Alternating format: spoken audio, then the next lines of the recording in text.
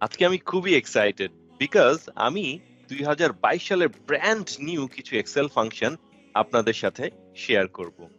2022 সালে আসলেও সেটা শুধুমাত্র এক্সেলের বেটা ভার্সন ইউজারদের কাছে অ্যাভেলেবল ছিল।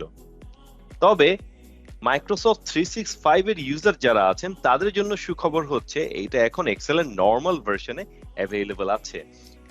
সেই জন্য আমি চিন্তা করলাম কেন না আপনাদের সাথে এক্সেলের এই এক্সাইটিং ফাংশন গুলো শেয়ার করি। আসুন তাহলে দেখে নেই যে কোন কোন ফাংশন গুলো আমাদের দৈনন্দিন জীবনের এক্সেল রিলেটেড কাজগুলোকে খুবই সহজ করে দিতে পারে। আমরা প্রথম ফাংশন দেখব হচ্ছে টেক্সটস্প্লিট। টেক্সটস্প্লিট আমাদের ব্যবহৃত টেক্সট টু কলাম এই টুলটার মতোই কাজ করে, কিন্তু টেক্সটস্প্লিট অনেক ডাইনামিক। সো আমরা যদি আমাদের ফোর্থ রোতে আসি, ফোর্থ রোতে এসে টেক্সটস্প্লিট সিলেক্ট করি, দেন তার প্রথম আর্গুমেন্ট হবে টেক্সট, রাইট?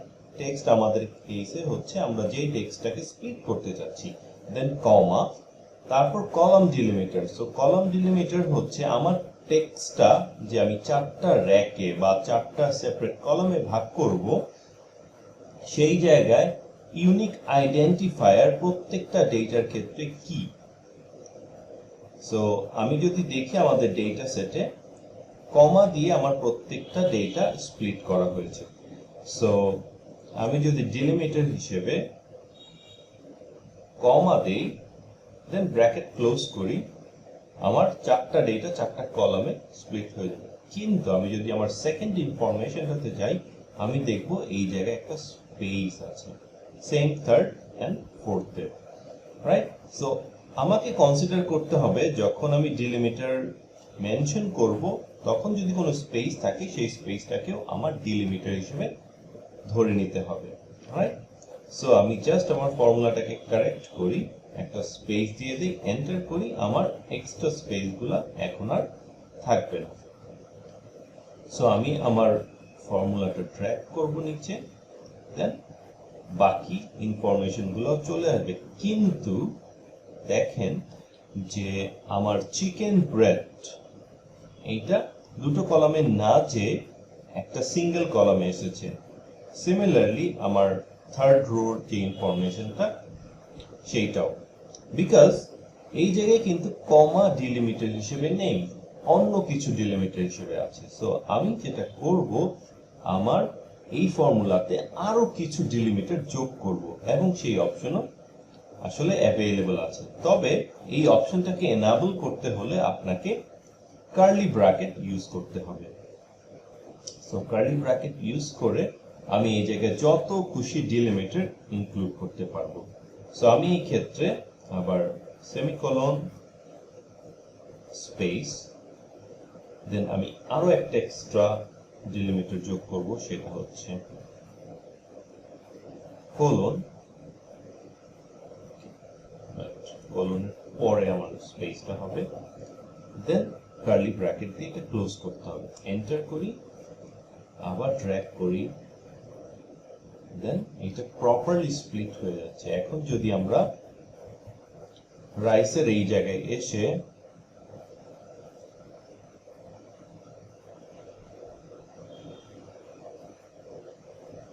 আমাদের অন্যান্য ডিলিমিটার ইউজ করি,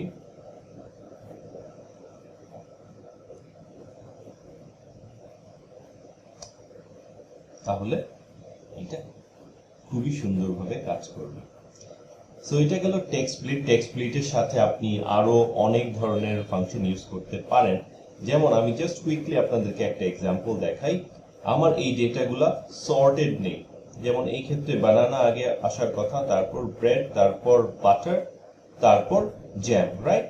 সো আমি যদি এটাকে সিকোয়েন্সিয়ালি অ্যালফাবেটিক্যাল অর্ডারে নিয়ে আসতে চাই, আমি এই ফাংশনটার সাথে সর্ট, যেটা ডাইনামিক অ্যারে ফাংশন, সেটা ইউজ করতে পারি। সেই ক্ষেত্রে অ্যারে হবে আমার টোটাল যেই ফর্মুলাটা আছে সেইটা, দেন কমা সর্ট ইন্ডেক্স আমার এই ক্ষেত্রে দরকার নেই, দেন কমা সর্ট অর্ডার হবে অ্যাসেন্ডিং, রাইট? সেই জন্য আমি 1 দিলাম, এন্ড দেন আমাকে ডিক্লেয়ার করতে হবে আমরা কি বাই কলাম করতে চাই অর বাই রো। সো আমি এটা করতে চাই বাই কলাম, রাইট? সো আমি ট্রু সিলেক্ট করব, এন্টার। তাহলে আমার banana bread butter jam sorted হয়ে গেল। দেন আমি যদি ড্র্যাগ করি অন্যান্য সবগুলো একইভাবে সর্ট হয়ে যাবে। ফ্যান্টাস্টিক। দেন আমরা যদি একটু দেখি যে টেক্সট স্প্লিট বাই রো কিভাবে করা যায়। ওকে, সো আমার কাছে কিছু সেলসের ডেটা আছে এবং এটা সেলস পার্সনদের সাথে। সো আমি যদি দেখি ডেটাতে আমার সেলস পার্সন, তারপর একটা ডিলিমিটার দেয়া আছে ইকুয়াল, দেন আমার রেভিনিউ ভ্যালু বা সেলস ভ্যালু, দেন কমা দিয়ে আবার প্রত্যেকটা ইনফরমেশনকে সেপারেট করা হয়েছে। সো আমার উদ্দেশ্য হচ্ছে আমি এটাকে ঠিক এই ফরম্যাটে নিয়ে আসতে চাই। ওকে, সো এই জন্য আমি কলামের হেডিং দিতে পারি যদি চাই, sales person and sales, right? So equal again text split, সেই ক্ষেত্রে টেক্সট হবে হচ্ছে আমার এইটা, কমা এই ক্ষেত্রে কলাম ডিলিমিটার হবে ইকুয়াল, রাইট? এবং আমাকে রো ডিলিমিটার বলতে হবে, রো ডিলিমিটার হবে কমা স্পেস, রাইট? কমা স্পেস, দেন ব্র্যাকেট ক্লোজ, এন্টার। আমার ডেটা চলে আসলো, right? So isn't that amazing? এখন আমরা খুব কুইকলি চলে যাই আমাদের টেক্সট বিফোর এবং টেক্সট আফটার এই ফাংশনে। সো আমার কাছে কিছু এমপ্লয়ি নাম দেয়া আছে, আমাকে ফার্স্ট নেম এবং লাস্ট নেম আলাদা করতে বলা হয়েছে। সো আমরা এটা করতে পারি ঠিক টেক্সট বিফোর এবং টেক্সট আফটার এই ফাংশনটা ইউজ করে। সো আমি যদি টেক্সট বিফোর এই ফাংশনটা নেই, দেন আমাকে বলতে হবে যে এগেইন টেক্সট কোনটা এবং সেই জায়গায় ডিলিমিটার কোনটা। আমি ডিলিমিটার স্পেস হিসেবে কনসিডার করব, because in between this two names there are space, right? And then আর কোনো কিছু আসলে দরকার নেই, ব্র্যাকেট ক্লোজ, এন্টার। আমি আমার ফার্স্ট নেম পেয়ে গেলাম। সিমিলারলি আমি যদি টেক্সট আফটার ইউজ করি and then টেক্সটটাকে সিলেক্ট করি, again delimiter স্পেস ডিক্লেয়ার করি, ক্লোজ, এন্টার, আমি আমার লাস্ট নেম পেয়ে যাব। জাস্ট ড্র্যাগ করে দেই, দিস ইজ ডান, রাইট? এখন আসি আমার থার্ড ফাংশনটাতে, যার নাম হচ্ছে VSTACK। VSTACK is super super amazing. আমার যদি মাল্টিপল ওয়ার্কশিট থেকে ডেটা অ্যাকিউমুলেট করতে হয় বা অ্যাপেন্ড করতে হয়, তাহলে this is the perfect function to get it অ্যাপেন্ডেড, right? যেমন আমার এক্সাম্পলে আমি যদি দেখি, আমার 3টা স্যালারি শিট দেয়া আছে, রাইট? সো আমার প্রত্যেকটা স্যালারি শিট বাই কান্ট্রি ভাগ করা আছে, রাইট? সো আমি চাই আমার একটা অ্যাকিউমুলেটেড স্যালারি শিট হোক, যে জায়গায় প্রত্যেকটা কান্ট্রির ইনফরমেশন থাকবে। লেটার অন আমি হয়তো এটা একটা পিভট টেবল দিয়ে রিপোর্ট তৈরি করব, রাইট? সো আমি জাস্ট আমার যে কলাম হেডিং গুলো আছে, এই কলাম হেডিং গুলো কপি করলাম, কপি করে পেস্ট করলাম যে কোনো একটা ওয়ার্কশিটে, and then I have to run VSTACK function. VSTACK সেই জায়গায় অ্যারে চাই। সো আমার ক্ষেত্রে অ্যারে 1 হচ্ছে আমার এই ডেটা, কমা অ্যারে 2 হচ্ছে এইটা, রাইট? সো চিন্তা করেন যে আপনার এরকম মাল্টিপল কান্ট্রি, মাল্টিপল ডিপার্টমেন্টে ইনফরমেশন নিয়ে আসতে হবে। সো এইরকম আপনার 10টা 20টা ওয়ার্কশিট আছে। সো সেই ক্ষেত্রে আপনি কি ম্যানুয়ালি প্রত্যেকটা ওয়ার্কশিট সিলেক্ট করে যাবেন? No, this is not efficient. So সেই ক্ষেত্রে আমাকে যেটা করতে হবে, আমাকে এক্সেলের 3D ফর্মুলার হেল্প নিতে হবে, বা 3D রেফারেন্স আমরা ইউজ করব। কিভাবে? VSTACK, দেন অ্যারে 1 হিসেবে আমার প্রথম ওয়ার্কশিটটা সিলেক্ট করলাম, ওকে। দেন শিফট চেপে রেখে কিবোর্ড থেকে আমার লাস্ট যে ওয়ার্কশিটটা আছে সেটা সিলেক্ট করব, সিলেক্ট করলাম, and then আমি আমার ডেটাটা সিলেক্ট করে ফেললাম। ওকে, সো এই ক্ষেত্রে আমি দেখতে পাচ্ছি যে অনলি E22 পর্যন্ত দেয়া আছে। তো আমার ডেটা তো আরো বাড়তে পারে, কারণ প্রত্যেকটা ওয়ার্কশিটে কিন্তু same amount of data available নেই, হয়তো কিছু রো বেশি আছে আবার কিছু রো কম আছে। So to be in the safe side আমি এটাকে 50 করে দিলাম, right? and then bracket close, enter করেন, you will get all the data here.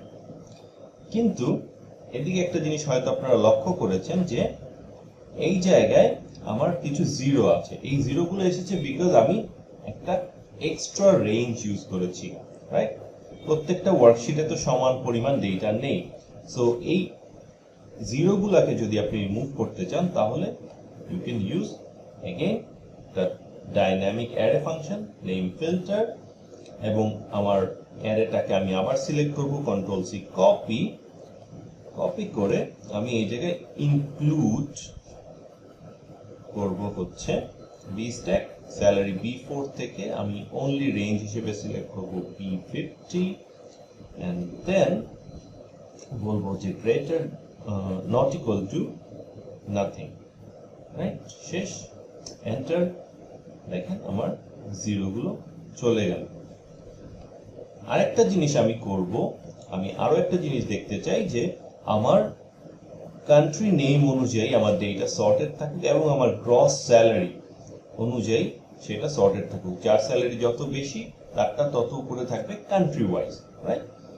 So এই জন্য আমি যেটা ইউজ করতে পারি sort function, another dynamic array function, এবং সেই ক্ষেত্রে অ্যারে হবে আমার টোটাল ফাংশন যেটা সেইটা, এবং সর্ট ইন্ডেক্স হিসেবে আমি দুইটা ইন্ডেক্স ইউজ করব। একটা হচ্ছে আমার কান্ট্রি যেটা 4th কলামে আছে এবং তারপর হচ্ছে স্যালারি যেটা 3rd কলামে আছে।